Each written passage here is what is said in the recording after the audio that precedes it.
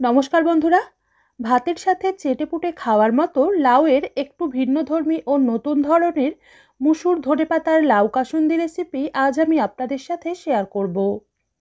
তাহলে সম্পূর্ণ রেসিপির প্রস্তুত প্রণালী দেখে নিন আমার আজকের এই ভিডিওটিতে। মুসুর ধনেপাতার লাউ কাসুন্দি বানানোর জন্য প্রথমেই এখানে আমি 50 গ্রাম মতো মুসুর ডাল ভালোভাবে ধুয়ে পরিমাণ মতো জলে 2 থেকে 3 ঘন্টা ভিজিয়ে রেখেছিলাম। তারপর জলটা ঝরিয়ে একটা মিক্সির জারে ঢেলে নিলাম। এই মুসুর ডাল থেকে আমি 1 টেবিল চামচ মতো ভেজানো ডাল তুলে রেখেছি, যেটা পরে এই রেসিপিতেই ব্যবহার করব। এর মধ্যে দিয়ে দিচ্ছি স্বাদ মতো নুন, অল্প চিনি, একটা কাঁচা লঙ্কা, অল্প আদা, 1/4 চামচ মতো লঙ্কা গুঁড়ো এবং কয়েক কোয়া রসুন। কেউ যদি রসুন খেতে অপছন্দ করেন তাহলে রসুনটা বাদ দিয়েও একই পদ্ধতিতে এই রেসিপি বানাতে পারেন। এরই সাথে অল্প একটু প্লেন জল এবং বাইন্ডিংটা ভালো হওয়ার জন্য 1 চামচ বেসন ও চালের গুঁড়ো দিয়ে দিলাম। তবে এই আতপ চালের গুঁড়োটা যে দিতেই হবে এমন কোনো কথা নেই, এটা ছাড়াও বানাতে পারেন। এখন এগুলোকে মিহি করে বেটে নিয়ে একটা পাত্রে ঢেলে অল্প কালো জিরে মিশিয়ে 2 থেকে 3 মিনিট মতো ফেটিয়ে নেব। এবার ধনেপাতার গোড়ার দিকের শক্ত অংশটাকে বাদ দিয়ে ডগের দিকের পাতাসহ কচি ডাঁটার অংশটাকে কেটে নেব। এবার দুটো করে ধনেপাতা নিয়ে এই মিশ্রণের মধ্যে ভালোভাবে ডুবিয়ে মাঝারি গরম সর্ষের তেলে ছেড়ে গ্যাস মিডিয়ামে রেখেই উল্টে পাল্টে 2 পিঠ লালচে ও মুচমুচে হয়ে আসা পর্যন্ত ভেজে তেল ঝরিয়ে তুলে রাখব। তারপর একটু ঠান্ডা হয়ে এলে এগুলোকে ছোট ছোট টুকরো করে ভেঙে নেব।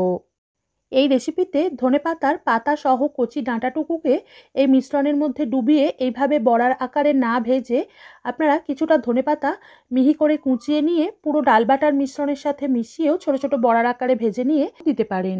এই পরিমাণ ডাল বাটা দিয়ে যতটা পকোড়া হবে ততটা সবটাই আমি এই রেসিপিতে ব্যবহার করব না, কিছুটা পকোড়া রেখে দেবো আর কিছুটা ব্যবহার করব। এবার কড়াই থেকে খানিকটা তেল তুলে অল্প একটু রেখে দিয়ে দিলাম একটা কাঁচা লঙ্কা এবং 1/2 চামচ মতো 5 ফোড়ন। এগুলোকে কয়েক সেকেন্ড সাঁতলে নেওয়ার পর সুন্দর গন্ধ বেরোতে শুরু করলে একটা এইভাবে কেটে রাখা আলুর মধ্যে অল্প নুন ও হলুদ গুঁড়ো মিশিয়ে 2 থেকে 3 মিনিট মতো ভেজে নিয়ে দিয়ে দিলাম 1 চামচ আদা ও কাঁচা লঙ্কা বাটা আর অল্প একটু জল। সব উপকরণ মিশিয়ে গ্যাস একদম কমিয়ে লোতে রেখে 1 মিনিট মতো কষে নেওয়ার পর দিয়ে দিলাম 300 গ্রাম এরকম সরু সরু করে কেটে রাখা লাউ, পরিমাণ মতো নুন, 1/2 চামচ হলুদ গুঁড়ো এবং 1 টেবিল চামচ ভিজিয়ে নরম করে জল ঝরিয়ে রাখা মুসুর ডাল। সব উপকরণ মিশিয়ে কয়েক সেকেন্ড নেড়ে নিয়ে এই পর্যায়ে একটুও জল না দিয়েই এটাকে ঢাকনা দিয়ে গ্যাস মিডিয়ামের থেকেও কমে রেখে 8 থেকে 10 মিনিট, অর্থাৎ যতক্ষণ না সব কিছু পুরোপুরি সিদ্ধ হয়ে আসছে ততক্ষণ পর্যন্ত ফুটতে দেব। এই পর্যায়ে একটুও জল দেওয়ার প্রয়োজন পড়বে না, কারণ ঢাকনা দিয়ে কম আঁচে রান্না করার ফলে লাউ থেকে যেটুকু জল বেরোবে তাতেই সব কিছু ভালোভাবে সিদ্ধ হয়ে যাবে। তবুও লাউ যদি একটু শুকনো হয় সেক্ষেত্রে জলটা একটু কম বেরোয়।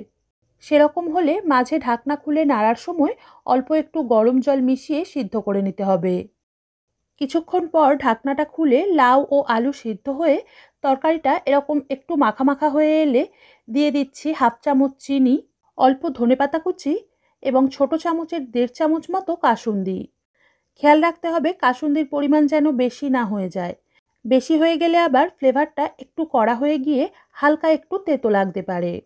এরই সাথে ভেজে ছোট ছোট টুকরো করে ভেঙে রাখা ধনেপাতার বড়া মিশিয়ে সামান্য একটু নেড়ে নেওয়ার পর নুন ঝাল মিষ্টির স্বাদটা চেখে দেখে অ্যাডজাস্ট করে নিয়ে গ্যাস বন্ধ করে সবশেষে 1 চামচ মতো কাঁচা সর্ষের তেল ছড়িয়ে কিছুক্ষণ ঢেকে রেখে নামিয়ে নিলেই আজকের রেসিপি পরিবেশনের জন্য তৈরি হয়ে যাবে। আজ এ পর্যন্তই। সবার সুস্বাস্থ্য কামনা করে শেষ করছি আজকের পর্ব। ধন্যবাদ।